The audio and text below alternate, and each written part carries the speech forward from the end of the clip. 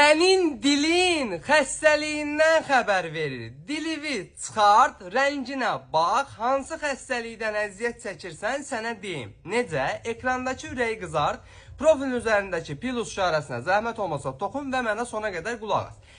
Əgər dilin səhrayı rəngdədirsə, deməli heç bir problem yoxdur. Yox, sənin dilin ağ rəngdədirsə, üstü ərk bağlayıbsa, deməli göbələk xəstəliyindən və həzm problemlərindən əziyyət çəkirsən və yaxud da ağız gigiyenasına düzgün qulluq eləmirsən. Yox, sənin dilin tünd qırmızı rəngdədirsə, deməli B12 və dəmir çatışmamazlığından əziyyət çəkirsən. Və yaxud da sənin dilin tünd bənövşəyi rəngdədirsə, deməli qan dövranın zəif işləyir. Qan dövranın zəif işlədiyi üçün də orqanizmə yetəri dərəcədə oksigen çatmır. Buna görə də dilin bənövşəyi rəng alır.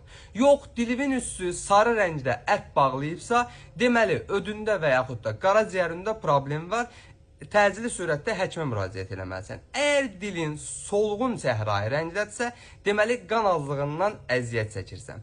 Bu cür faydalı videoların davamı üçün məni mütləq takib et.